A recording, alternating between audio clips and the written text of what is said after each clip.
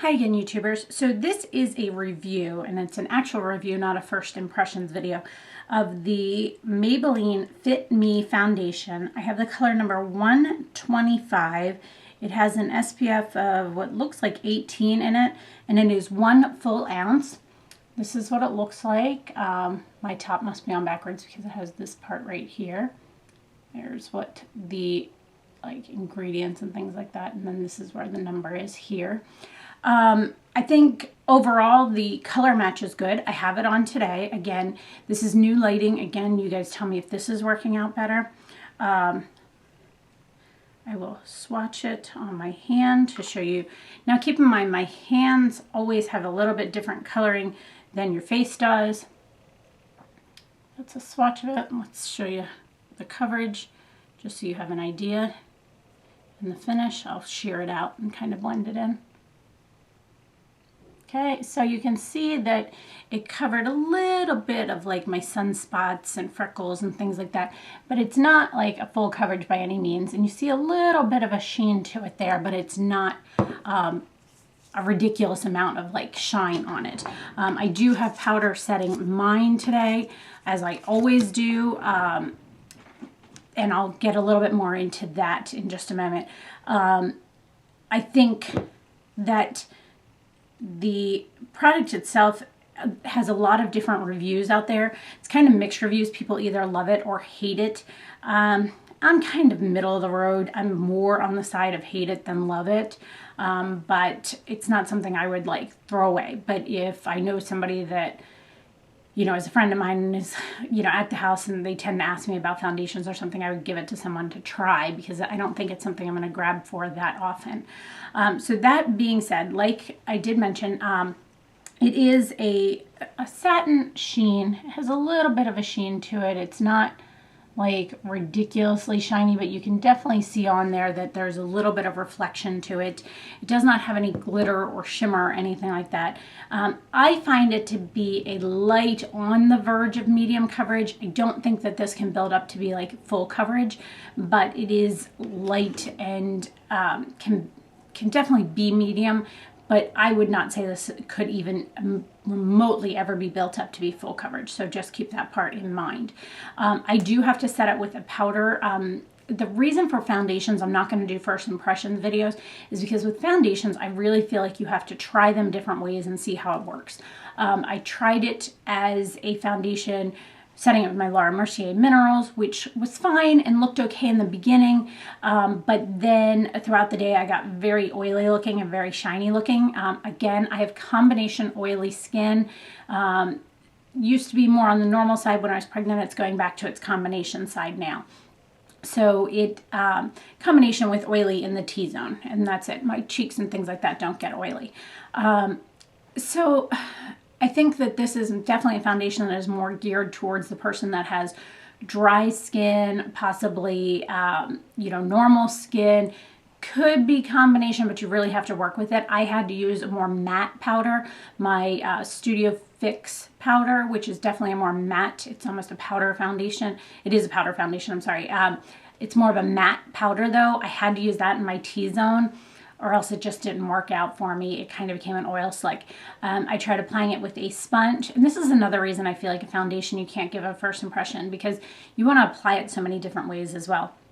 I applied it with my beauty blender. I tried it with a buffing brush.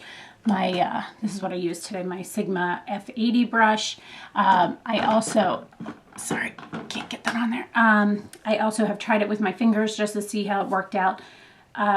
I would say my fingers or the brush were the best results. So if you don't have a brush, you can use your fingers and it does go on the same way.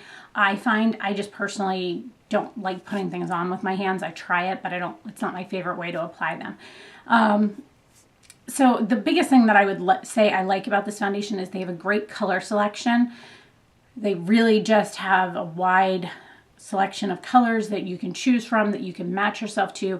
It has very easy ways for a drugstore to find the right color for you. So I do think that is very nice. As I said, I don't think that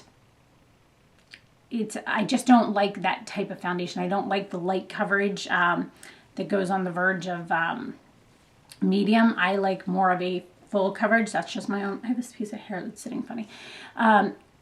That's just my own personal opinion as to how I like a foundation. So I would not repurchase this, but again, that is just my choice as to what type I like.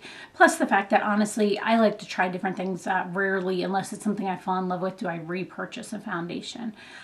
So product overall on this, I think it is probably a 3 for me, because it's okay. It's not amazing. I wouldn't suggest really for anyone to buy it that has my skin type. I would just suggest it for someone that's possibly a dry skin or normal skin. That just tends to be what I think would work with this. So pigmentation, I think it's a 3. Again, it's just not, I'm not wowed by it. I think the colors are nice as far as selection, but as far as pigmentation on it, and again, but see, that's hard to say because it is not made to be a full coverage foundation, I don't believe. I'm just okay with it. Oh, by the way, I want to mention it's a glass bottle, and it's like it doesn't have a pump or anything like that. So that's the other thing I don't like about this, because you have to dot it on your face and then blend it in or whatever have you. Texture, it has a nice texture. It's a good solid 4. It's very soft, very easy to blend. Nice as far as that. Longevity, again, it did not stay very well on me. I would say probably 5 hours at the most before I really felt like, ugh, I got to do something about this. So I'm not really impressed with that part of it at all. Application, I do say it's easy to apply. It's a good solid 4 as far as applying it, because there's so many ways you can apply it and it doesn't get streaky or funny like that. Mostly because it is a thinner foundation. It's not super thick, so it's a little bit easier to apply. Packaging is a 3. I don't personally like glass. You know what though, I take that back, because I do think that higher end ones should come in glass because you're paying the money for it. But I think it's because it's a pour spout that I don't like it. I want something that comes with a pump. I think even drugstores can come in a pump. Why not? As an example, one that I absolutely love is the CoverGirl Outlast, and this has a pump. It's in glass, and I liked that one, and I have a review on that one if you're interested. So packaging's just okay. Price, I think it was around like $15, which I don't know. I don't really, unless you have a coupon or it's like, I tend to wait on drugstore products to try for you guys. I tend to wait until like I see a sale that's like buy one, get one 50% off, or like you get the CVS extra care bucks or something like that. So, but I don't think, honestly, I think there's better things out there for that same price, that CoverGirl being one of them. I will say as well, 2 things that I always mention about foundations is, does it oxidize on me? This one didn't really oxidize. It just got really oily looking. So a little bit of that. And the color line, and as I already mentioned, the color line is great on this, great options as far as colors. But again, please keep in mind, if you're a combination oily, it's probably not the best bet for you to go with this one. So I hope you guys found that review helpful. Let me know if you have any questions, and thanks so much for watching. Have a great day. Bye.